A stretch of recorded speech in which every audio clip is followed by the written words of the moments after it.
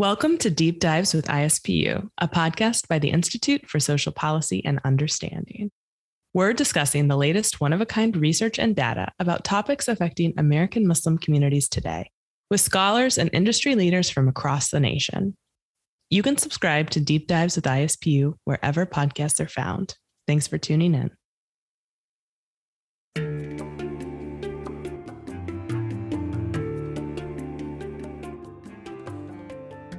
The US Mosque Survey 2020 found a 31% increase in the number of mosques in the United States since 2010. As a central and growing space of community for Muslims in America, many American mosques over time have shifted their organizational structures, outreach methods, and response to political and civic issues. In this episode, ISPU Director of Research Dalia Mogahed speaks with Dr. Bagby, report author and primary investigator of the US Mosque Survey 2020, about the findings of this survey, which was also conducted in 2010 and 2000. The US Mosque Survey 2020 was conducted in collaboration with the Center on Muslim Philanthropy, the Islamic Society of North America, and the Institute for Social Policy and Understanding. The findings of the 2020 survey are split into two reports. Report 1 was published in June 2021 and covers essential statistics of American mosques, including new research on participants and administration. Report 2 was published in July 2021 and focuses on Islamic approaches and understanding Islam, perspectives of mosque leaders on American society, activities, and women in the mosque. Now, let's turn it over to Dalia Mogahed and Dr. Bagby.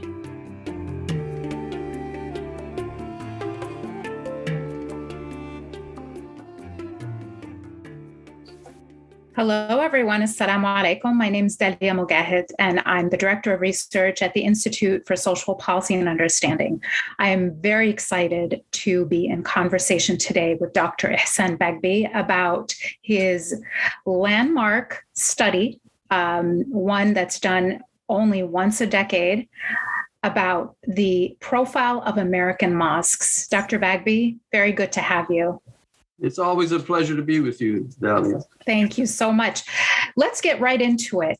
You've been doing this study now for 2 decades. This is our third study, your third study on this topic of profiling American mosques. Can you tell our viewers, or our listeners rather, what happened to make you want to start this study? How did this all start? Tell us the story of this, of the beginning of this study.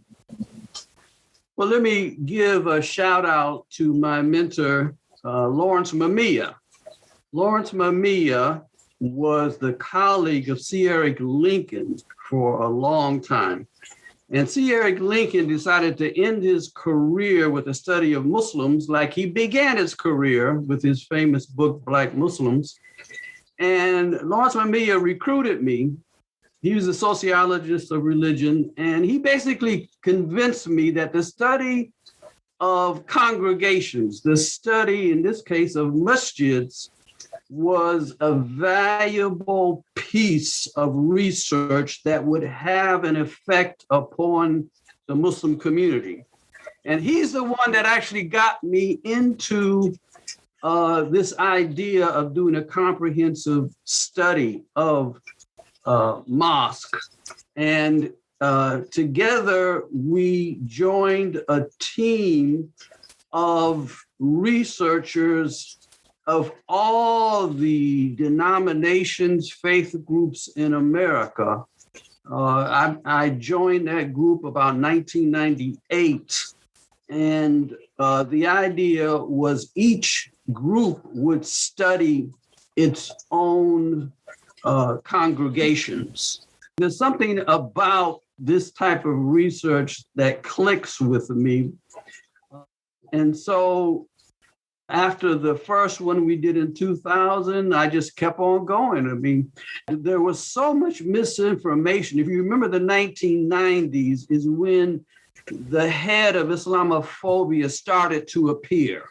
You had your first real attacks And the media was at a loss to give accurate information. So not only I saw this type of research as beneficial for the Muslim community, and that is my prime motivation, I also saw that it's time for accurate information to be provided to the media. And you must say, from the 1990s, when there was all type of information, of course, the very virulent attacks on the Muslims have continued, but also the accurate information about Muslims is so much better now than it was, 2 decades ago. Well, thanks to pioneers like you. So this is an incredibly valuable study of American mosques. And to have something that's been done over the past 20 years is very rare and incredibly critical right now, because we can actually see how things have changed. And that's what I'd love for you to talk a little bit about. What have you seen change over the past 20 years? I think the direction of masajid was set by 2000. I would have loved to study the Muslim community in 1980 and 1990. I really would have imagined that we would have seen much more change. So in 2000, I must say I was pleasantly surprised to see the direction of the majority of masajid, which from my point of view was very positive in terms of the acceptance of the idea of being part and parcel of the American society, the urge to become involved in American society, the openness to a certain extent to women. I mean, it was headed in the right direction. And what I see since 2000 is just an improvement on that direction. So over the decades, involvement in American society has increased. The wherewithal of mosques to do activities has increased. Unfortunately, the story is not as rosy when it comes to issues of women, but still, there are some positive points, about the issue of women in mosques and even young adults in mosques. Every decade, I'm a researcher and I have to be objective. So I'm not trying to spin or trying to hope that whatever comes out. No, it has to be objective. So, every decade I cross my fingers and just hope that, results are good. And so I'm always so happy to see the results and see a community that is growing and evolving. Oh, that's the title of the report, huh? Indeed, it is. And just to take some of our listeners into the key points that I thought were most searing, most interesting. One is just the number of mosques. The growth of mosques is something that I think we take for granted, but it's not necessarily the case. There are congregations in our country of other faiths that are shrinking. Is that correct? Very much so. I must say, among my research colleagues who focus on congregations, I am the envy of the group. Hard to believe for many people, right? Yeah. I mean, the rest of them are bemoaning the sad reality of decline, both in number of congregations, but also more importantly, from their point of view, is attendees, members, and we're growing in that respect also. And I must say, even though we see the dark clouds forming for our young adults, and you might say in particular female young adults, but still, I have colleagues who visit me. We go together and visit mosques, and they're always bowled over by the number of young adults because they don't see any young adults in their congregations. And so that's our challenge. That's the challenge of the Muslim community, to maintain this growth, not take it for granted. No, you're absolutely right. I remember thinking the same thing as I was reading the report is we have to maintain this growth. This is not something we can just simply count on every decade.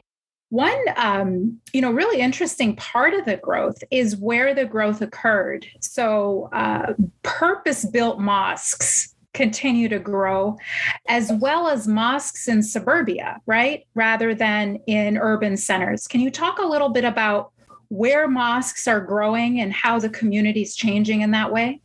Again, that this result was a little surprise to me, but maybe expected, that we are becoming much more suburban. And of course, any historian or sociologist of, the immigrant experience will tell you that, first they live in somewhat enclaves and then move out, even though our community is a little different because so many Muslims came to this country already educated, and therefore they did not live in, enclosed communities or exclusive communities. But still, you see the move away from more urban settings to more suburban settings. And I must say, even among African Americans, African American mosques are still, for the most part, in the inner city. But the people that attend, the African Americans that attend, are not living in the inner city. They probably used to live, 3 decades, 4 decades ago. They used to live in the neighborhood, but no longer. And it's a result of the improvement of our economic situation across the board. Right. We have pockets of people who are lower income. For the most part, the Muslim community has done well in terms of economic advancement. No, absolutely. And this point about African American mosques is one I'd like to touch on because one of the not good news pieces in the report was that African American mosques and attendees are on the decline. Yes, that was a surprise to me. I did not expect it, and I was troubled by it. Even though in 2010, in the report I made in 2010, I made notice of the fact that the numbers of African American mosques and attendees was slowing. One of the reasons is the slowing down of conversions. I mean, why are our numbers overall and the number of mosques growing? Well, immigration. We have more Muslims coming to this country. How do African American mosques grow? How does the African American Muslim community grow? Well, it grows in terms of conversions. And that has stagnated. We think that immigrant young adults are in trouble. No, African American Muslim young adults moved away from the mosque. They're much more, a greater percentage of the children of the first generation converts of African American Muslims, such as myself, have not retained the connection with their mosque. And therefore, the age of African American Muslim mosque leaders is much higher than it is in immigrant mosques. And, my call, I would like to bang the drum to see African American Muslims, for one, come together. This is in one of the problems, kind of the split between what I call historically Sunni African American Muslims and the African American Muslims who have been associated initially with the Nation of Islam and then with Imam Warithuddin Muhammad, may Allah bless his soul. I mean, that division has to come to an end. There needs to be kind of a gathering, putting heads together to address this issue. Yeah, it's definitely an area that we want to keep studying and understanding better. I think it was one of the most salient findings of the whole study, that, something that people had a lot of questions about and will continue to watch. One thing that I thought was also important to highlight is the number of oppositions. The opposition to mosque development has increased. It's interesting, despite this, mosques are growing, but so is the resistance to mosque development. It might be a function of moving to the suburbs. Probably within urban areas, you would think neighborhoods would not have as much problem. African-American Muslims never have trouble with zoning issues or construction issues. So, but when you move out to, more white suburban area, you might expect problems, especially with the atmosphere that existed in the media and in the political arena. But I must say, we must remember the question included not only resistance in the zoning boards or the city, but in the communities.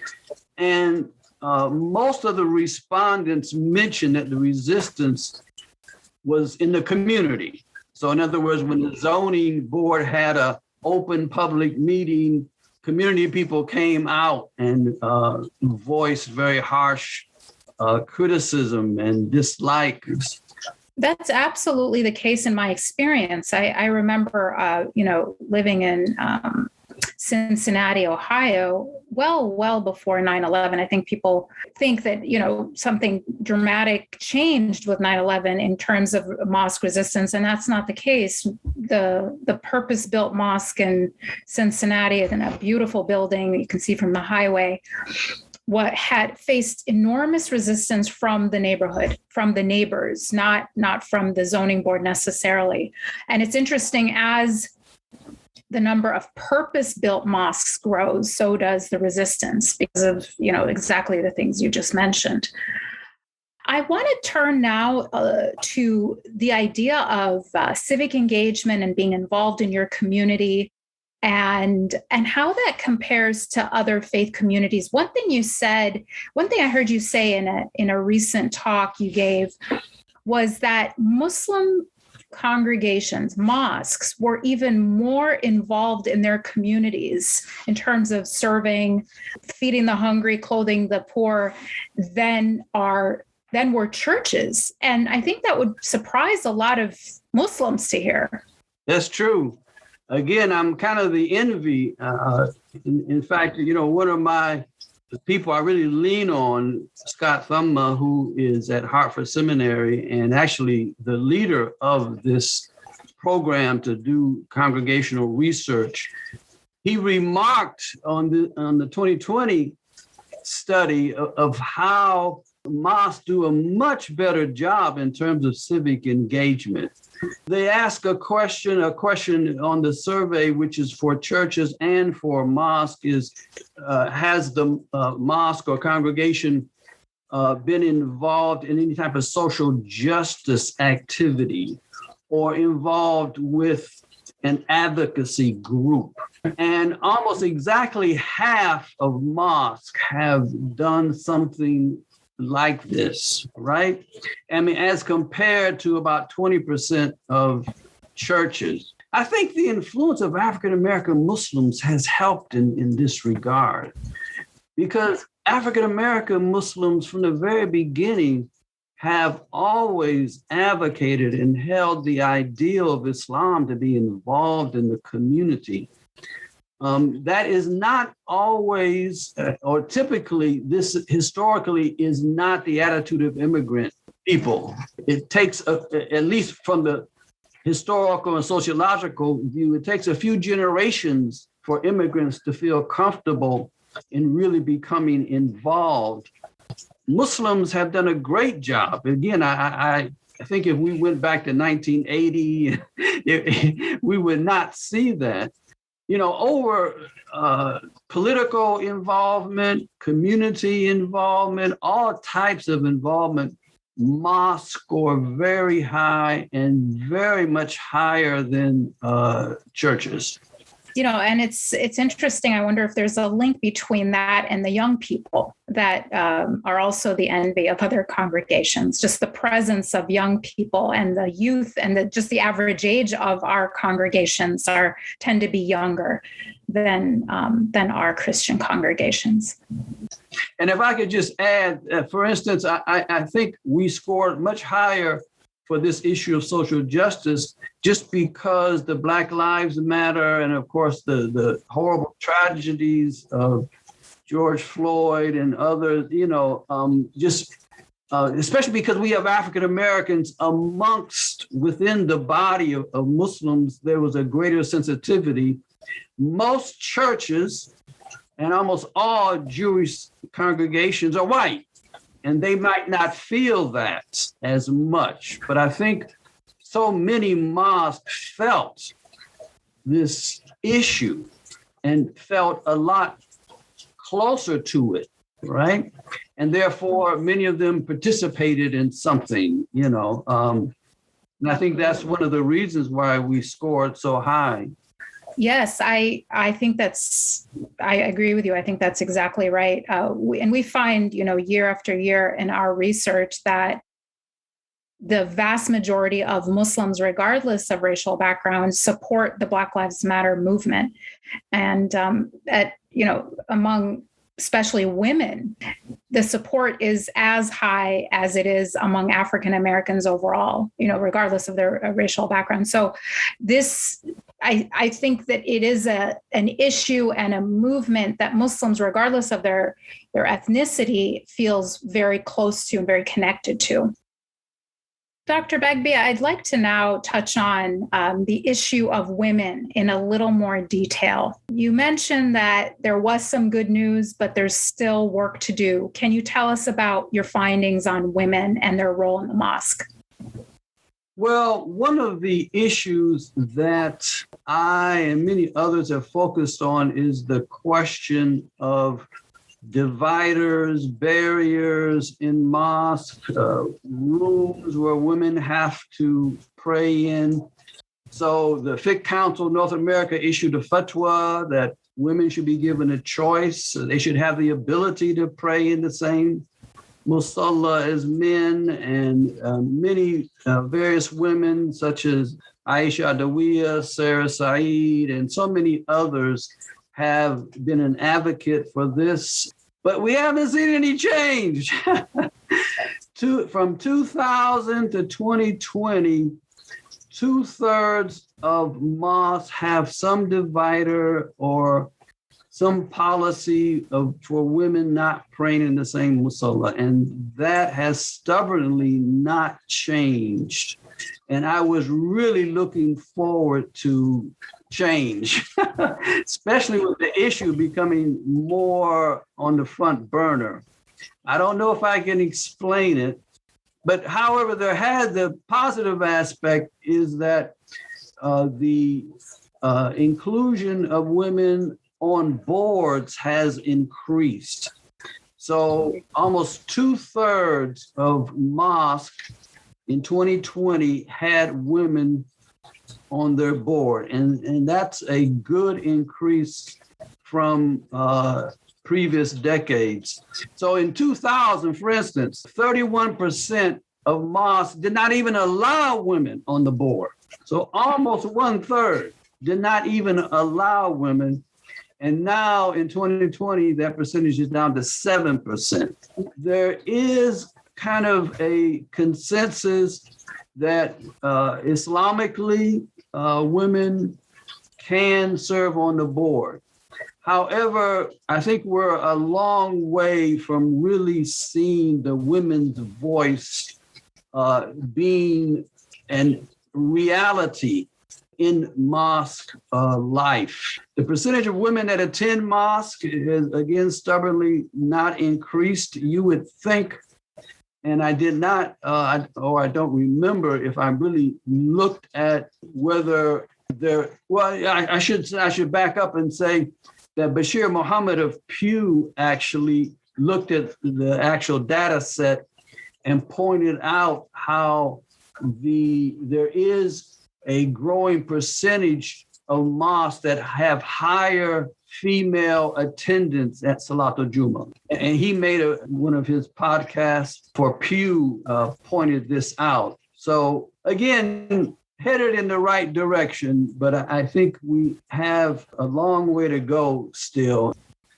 You and I worked together on a project to answer that very question, of course, Reimagining Muslim Spaces. And I encourage our listeners to check that out because there are some very concrete recommendations in that about how to engage women and bring them back to the mosque. And these are simple things, very simple things around just helping people feel welcomed, not pushing them away, but Muslim women do want to come to the mosque if they feel welcome.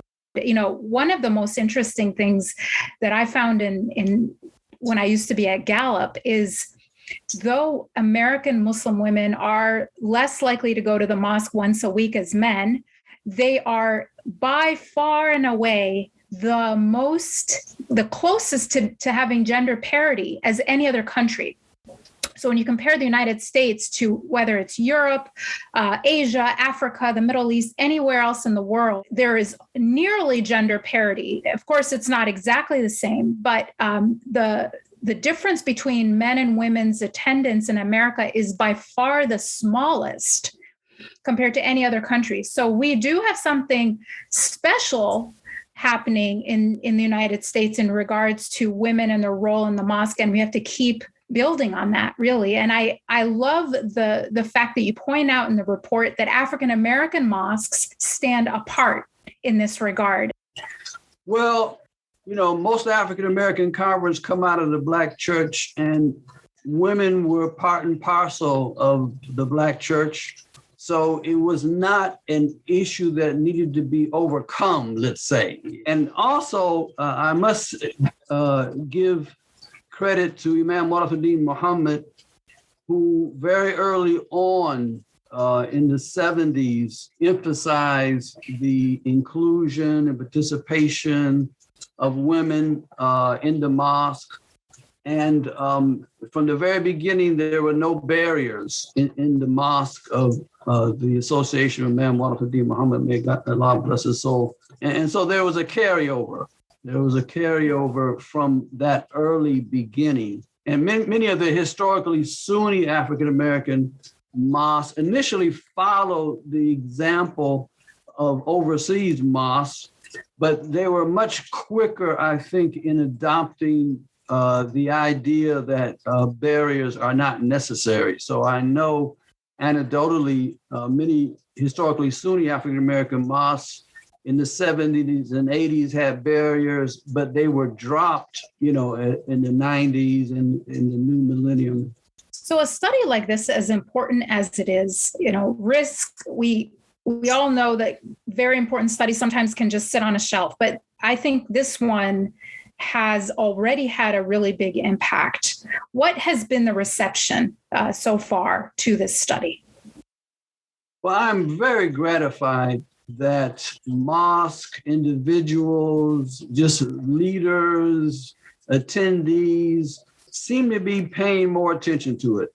In 2000, when we did the first study, that was not the case. You know, the media seemed to be more interested in the study than mosque. And in fact, I can remember one of the mosque leaders that I respect so much.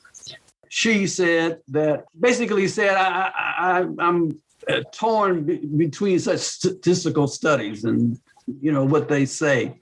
So it's taken time, I think, for the benefit of research to become accepted in the Muslim community. But this is true for all over. I mean, again, I hang out with Christian and Jewish colleagues, researchers, and they cry, we all cry on one another's shoulders when it comes to trying to get leaders to pay attention to the research. So this is a universal phenomena, but I am very happy, especially this year, the result. And I'm really hoping that some organizations, of course, ISPU is taking the lead, in all of this research, but you have ISNA, ICNA, the Center for Muslim Philanthropy, really thinking of how they can take this research and kind of bring the results to the grassroots and to try to really influence mosque on the local level. And also the idea of developing recommendations. And this is my interest actually in the next few years as we move forward. The research has implications, but it does not include recommendations. The next step is to develop kind of recommendations, also looking at best practices and, develop standards for mosques. So I'm optimistic though. We're headed in the right direction. And if we can get more concerted effort to try to kind of, again, standardize what is the model mosque, then I think our community has a good future in America. Well, thank you so much, Dr. Bagby. I know that every time I talk to you, I learn something. And one of my favorite things about this study is it dispels myths about mosques that many Muslims have.